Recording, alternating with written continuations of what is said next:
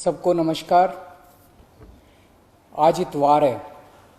हर हफ्ते हम लोग इतवार के दिन सब लोग दिल्ली के लोग बैठ के तय करते हैं कि लॉकडाउन को आगे बढ़ाना है कि नहीं बढ़ाना, बढ़ाना है तो कितना बढ़ाना है। अभी जो मौजूदा लॉकडाउन है वो कल सुबह 5 बजे ख़त्म हो रहा है।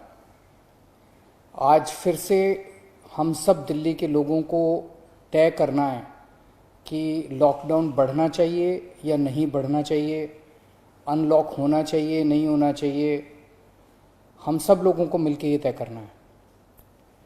अप्रैल के महीने में जब ये सेकंड वेव पूरे देश के अंदर आई थी, इतनी खतरनाक वेव थी। दिल्ली सबसे पहला राज्य था जिसने, हम सब लोगों ने ये देखा कि ये वेव बहुत खतरनाक है और सबसे पहले लॉकडाउन देश के अंदर दिल्ली में लगाया गया। उस वक्त ऐसा लग रहा था जब ये वेव आई थी और इतनी तेज़ी से केसेस बढ़ रहे थे कि पता नहीं ये वेव कितने दिन चलेगी, इस वेव से जीत पाएंगे नहीं जीत पाएंगे, कैसे होगा, क्या क्या होगा। लेकिन एक महीने के अंदर 20 अप्रैल को हम लोगों ने लॉकडाउन लगाया था। लगभग एक महीने के अंदर आप सब लोगों के, दिल्ली के लोगों के अनुशासन और दिल्ली के लोगों की मेहनत और संघर्ष की वजह से आज कोरोना की ये वेव जो कि सबसे खतरनाक थी अभी तक, ये कमज़ोर होती नज़र आ रही है। मैं ये नहीं कहूँगा कि हमने युद्ध जीत लिया है, अभी काफ़ी बाकी है, लेकिन अब हम, ऐसा लग रहा है कि इसके ऊपर काबू पाते हुए नजर आ रहे हैं। अप्रैल के महीने में एक दिन ऐसा आया था जब संक्रमण दर 36% पहुंच गई थी। यानी कि 100 लोगों की हम टेस्टिंग करते थे तो 36 लोग उसमें पॉजिटिव मिलते थे।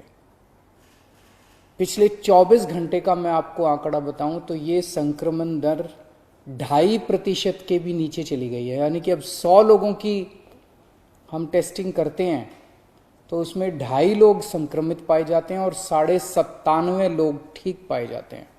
इसका मतलब संक्रमण काफी कम हो गया दिल्ली के अंदर। अप्रैल के महीने में एक दिन ऐसा था जब 28,000 केस एक दिन में आए थे। 28,000। पिछले 24 घंटे में 1600 केस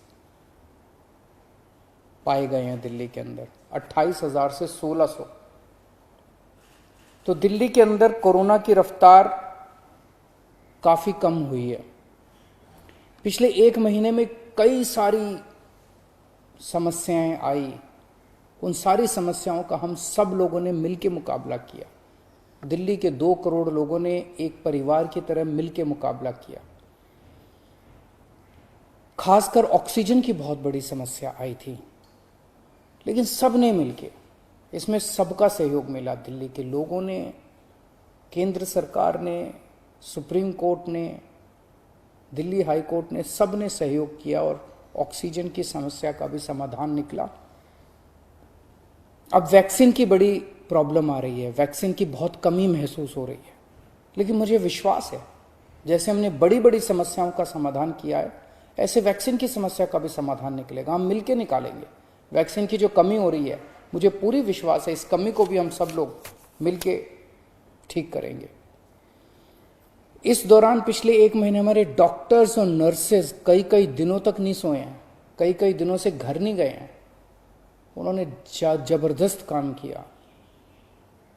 इनमें से कुछ डॉक्टर्स और नर्सेज शहीद भी हो गए।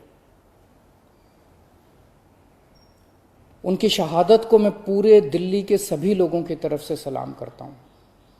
हम कर्जदार हैं उनके, उनका कर्ज हम नहीं चुकता कर सकते, लेकिन फिर भी दिल्ली सरकार उनके परिवार को मदद करने के लिए 1-1 करोड़ रुपए की राशि देती है। आप लोग देख रहे होंगे, मैं रोज किसी ना किसी के घर जाता हूं, ऐसे किसी व्यक्ति, ऐसे किसी डॉक्टर, नर्स या ऐसे किसी के घर जो शहीद हो गए, उनके परिवार को मैं खुद जाके मिलता हूं और उनको 1-1 करोड़ की राशि देके आता हूं। तो युद्ध अभी बाकी है, अभी पूरा नहीं हुआ है। और अभी भी 1000 से ज्यादा केस आ रहे हैं। तो पिछले 24 घंटों में मैंने खूब लोगों से पूछा क्या करना चाहिए। जो भी निर्णय होगा हम मिलके लेंगे, दिल्ली के लोग मिलके निर्णय लेंगे। तो एक आम राय ये बन रही है लोगों की कि 1 हफ्ते के लिए लॉकडाउन और बढ़ा देना चाहिए, क्योंकि अभी अगर लॉकडाउन खोल दिया और जो कुछ हमने पिछले 1 महीने की इतनी कड़ी मेहनत, संघर्ष और त्याग की वजह से पाया है, कहीं वो खत्म ना हो जाए। तो सबकी आम राय ये है कि 1 हफ्ते के लिए और लॉकडाउन खोल देना चाहिए। तो दिल्ली सरकार ने ये निर्णय लिया है कि 1 हफ्ते के लिए लॉकडाउन और बढ़ाया जा रहा है। अगले सोमवार 31 तारीख की सुबह 5 बजे तक के लिए लॉकडाउन बढ़ाया जा रहा है।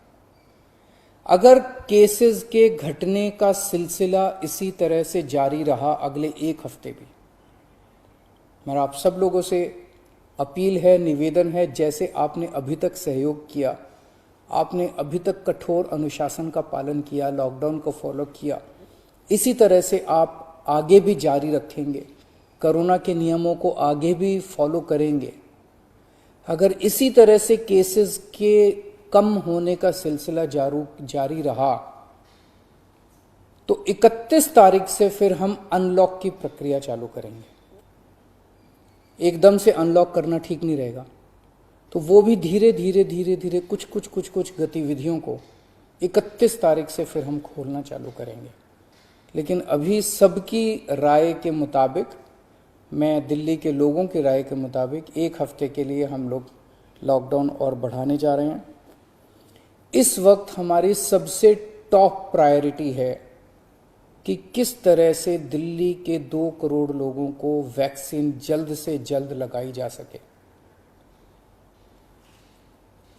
हमने दिल्ली में सारी व्यवस्था बना ली है कि 3 महीने के अंदर दिल्ली के सब लोगों को हम वैक्सीन लगा सकते हैं, लेकिन वैक्सीन की कमी है, पूरे देश के अंदर कमी है। कहा जा रहा है कि तीसरी वेव आएगी।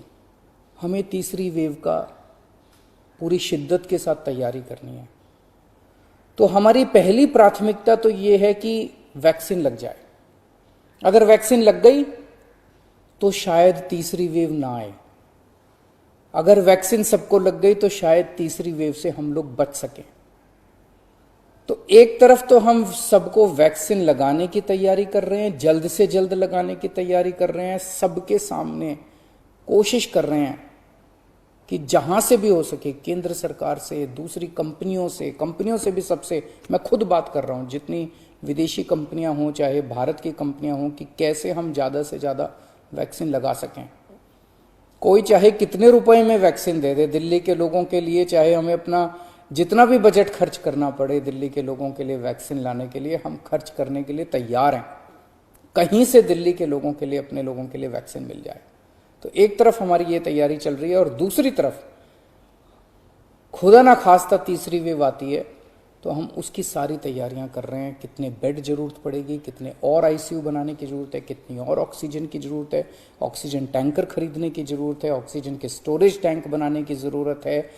ये सब तैयारियां वो भी साथ साथ चल रही है। लेकिन भगवान ना करे कोई तीसरी वेव आए, भगवान करे कि सब लोग सुख, शांति और स्वस्थ रहें।